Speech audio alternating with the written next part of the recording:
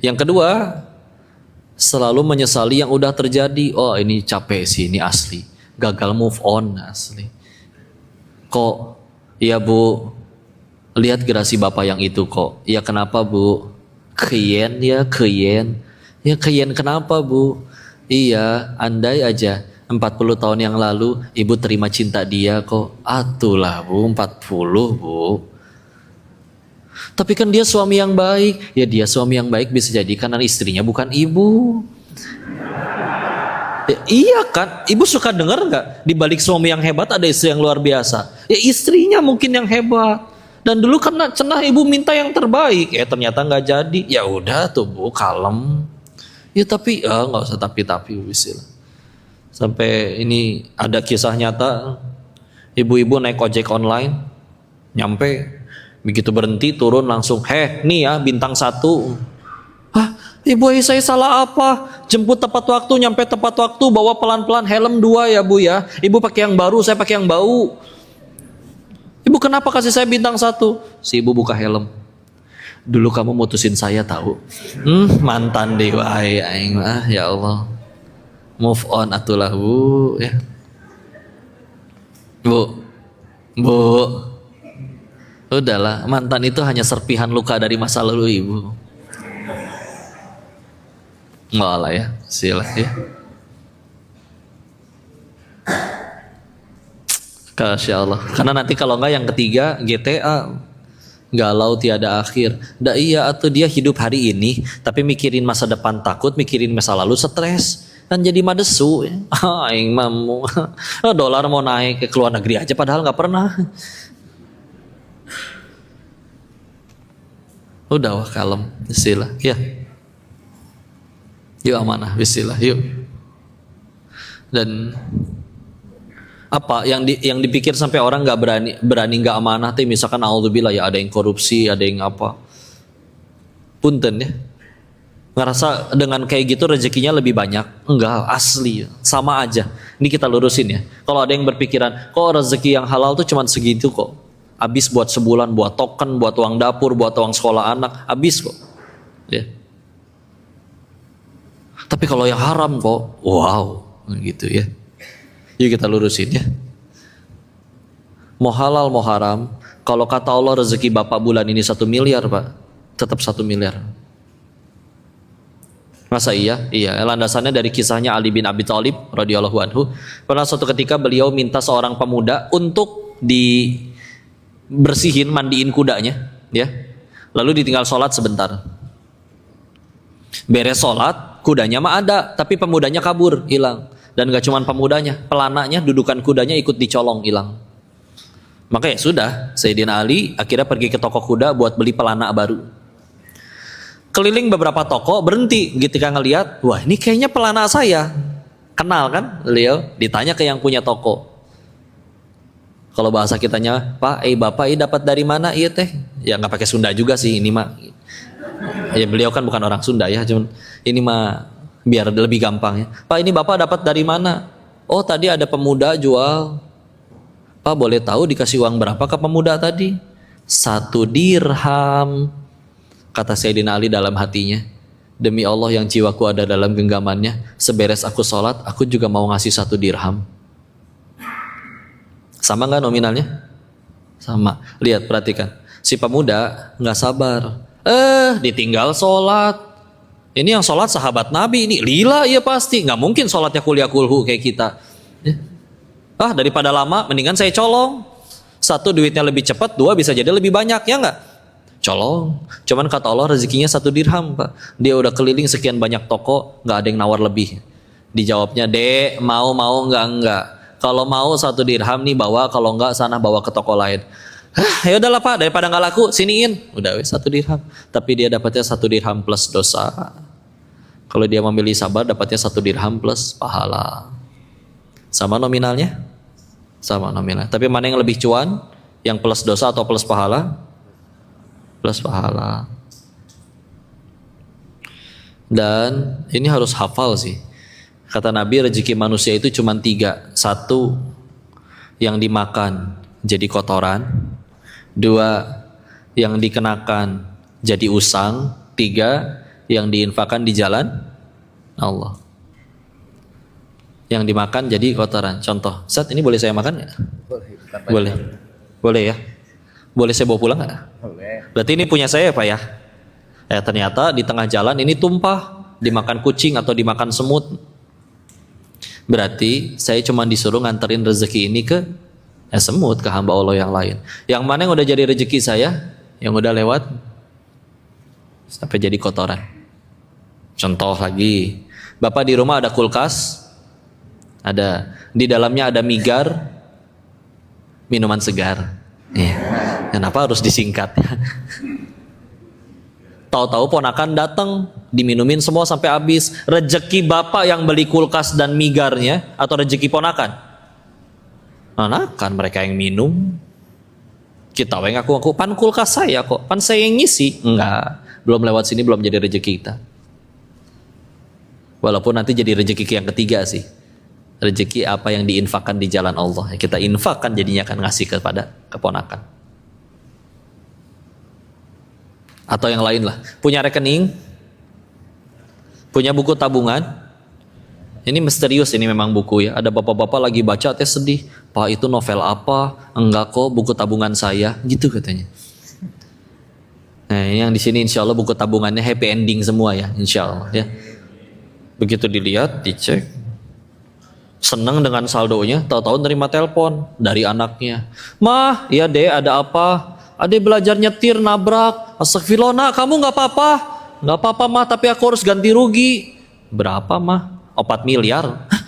Kamu teh nabrak apa? Nabrak BMW 7. Milih-milih ya tuh kalau mau cilaka teh. Gitu. Jadi we dijewer ya.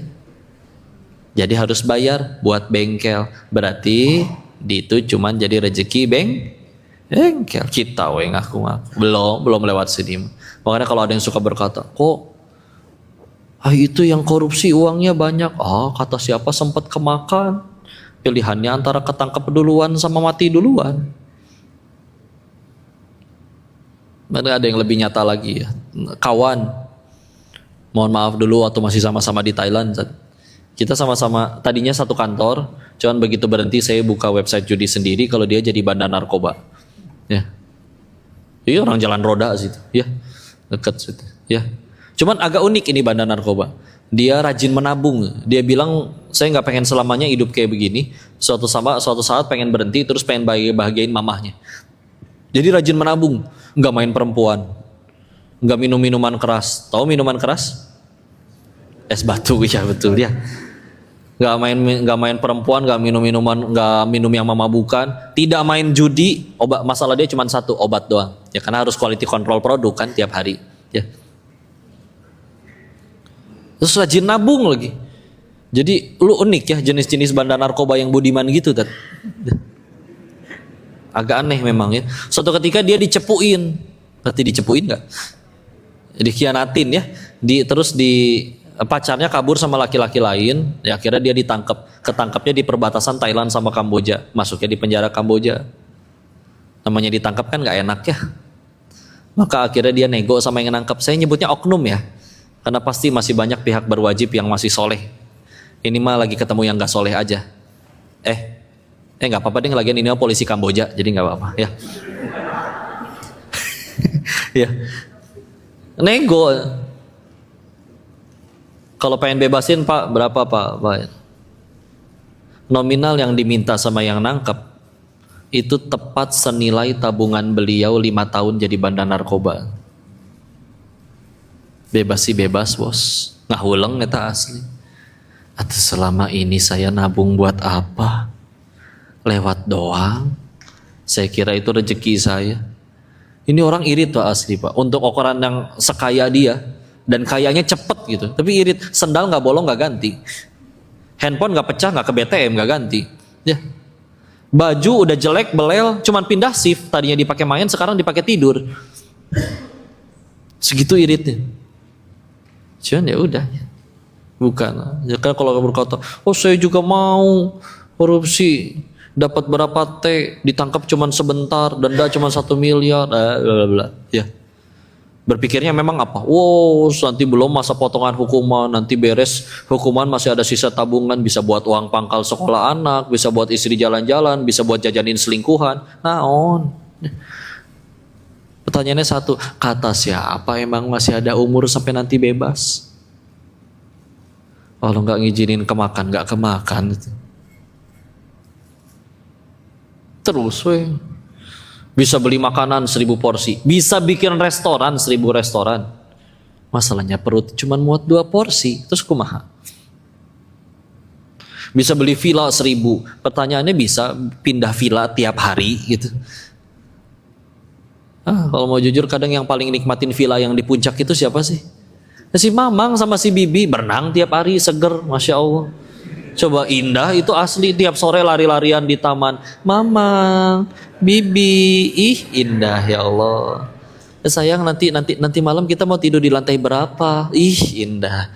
Tiap bulan gajian, token listrik habis tinggal telepon dan nggak akan dihisap. Bahkan mohon maaf, kadang di negaranya itu atas nama si Bibi, nggak bisa atas nama koruptornya. Jadi secara negara milik si Bibi ya teteh. Coba yang punyanya belum tentu datang setahun sekali, tiap bulan harus ngegaji, token habis di telepon. Pak punten ya, namanya punya villa nggak mungkin ngisi token 20.000 Pak. Dilepeh sama setrumnya juga ya, ngisi 1 juta seminggu habis, 1 juta seminggu habis. Yang paling repot dihisap. Makanya pengen bahagia mah jangan kerja di sini Pak, mendingan Bapak pada jaga villa. Asli enak. Kita mah kadang kerja capek-capek demi apa? Demi bisa nyewa villa bareng keluarga. Eta weh atuh. Sekeluarga-keluarga tinggal di situ. Kadang teh gitu ya sana sini. Bahkan punten ya. Waktu itu ada film Avengers Endgame. Si Thanos, apal Thanos? Giliran akhirnya pas dibunuh di mana coba? Tinggal di planet yang isinya kayak sawah semua. Atuh mah tinggal we di Tasik gitu. Jauh-jauh ngancurin setengah alam semesta, ngumpulin batu semesta, ujung-ujungnya buat tinggal tenang di sawah. Ya gitu we. Ya punten ya ini mengalor ngidul tapi enggak cukupnya. Yang paling beruntung dari kita semua aslinya yang paling banyak jadi amal solehnya. Karena kan kadang punten ya, kalau semuanya Allah yang nentuin, terus buat apa tuh kita semua ikhtiar capek-capek, ada yang bela-belain jujur nggak dapat apa-apa, padahal yang naik gaji, yang naik jabatan malah teman yang pada licik, yang pada ngejilat. Misalkan dokter datang ke UGD, tahu UGD Pak? Unit gawat darurat. Kalau IGD ini kibit diririn. Maaf ya, lawakan bapak-bapak. Dan saya baru jadi bapak-bapak soalnya ya.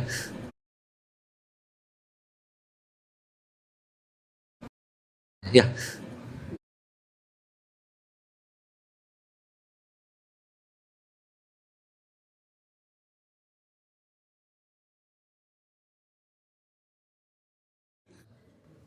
Ya juga. Kalau kata Allah saya mati, mau 1000 dokter berusaha ngobatin, saya tetap mati dok. Maka si dokter buat apa capek-capek tetap ikhtiar. Tengah malam berangkat ke UGD. Bapak ibu tiap hari ke kantor di hari kerja. Ya. Yang jualan tuh di pasar tetap beramah tamah. Padahal yang nentuin beli atau enggak Allah. Ya. Buat apa kita tetap capek-capek ikhtiar? Ini dia. Agar jadi amal soleh. Tuh weh. Nih. Kita malah lagi ngumpulin amal. Nih biar lebih mudah dipahami ya. Punten.